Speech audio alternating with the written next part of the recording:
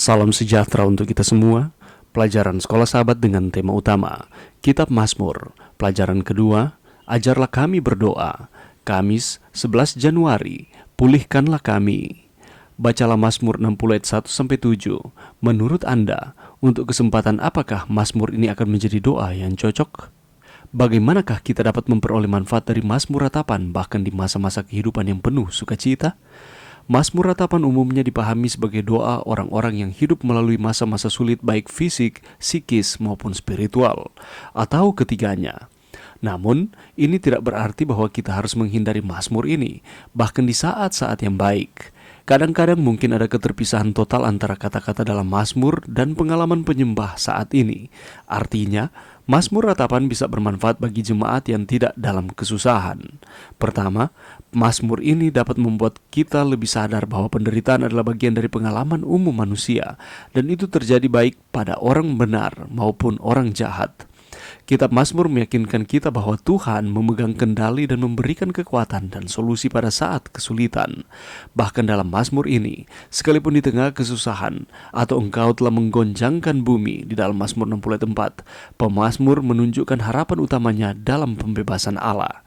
Kedua, Mazmur ratapan mengajarkan kita belas kasihan terhadap para penderita saat mengungkapkan kebahagiaan dan rasa syukur kita kepada Tuhan, terutama di depan umum. Kita harus memperhatikan orang-orang yang kurang beruntung.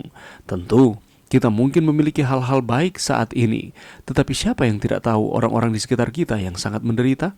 Berdoa seperti Mazmur ini dapat membantu kita untuk tidak melupakan mereka yang sedang mengalami masa-masa sulit.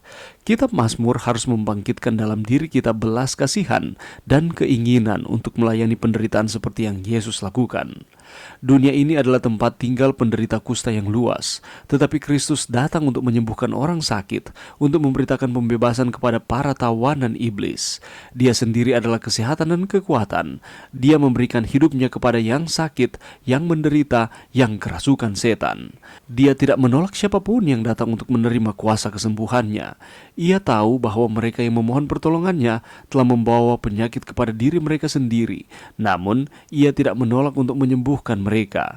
Dan ketika kebajikan dari Kristus masuk ke dalam jiwa-jiwa yang malang ini, mereka diinsyafkan akan dosa, dan banyak yang disembuhkan dari penyakit rohani mereka, dan juga dari penyakit fisik mereka.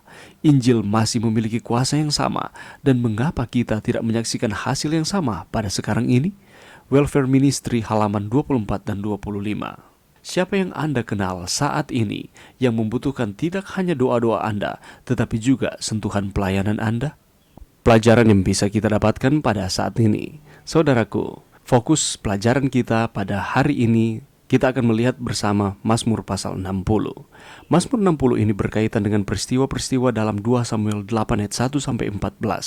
Pada saat itu, Daud dijadikan raja seluruh bangsa Israel. Kita boleh temukan informasinya di dalam 2 Samuel 5 ayat 1-5. Dan telah menetapkan Yerusalem sebagai ibu kota kerajaannya. Nathan sang nabi membawa perjanjian dari Allah kepada raja yang baru ini.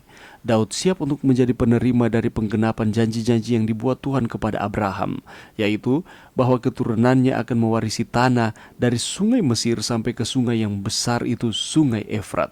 Setelah kemenangan pertama Daud sebagai raja Israel melawan orang Filistin dan Moab, ia menghadapi ancaman militer lain dari Aram.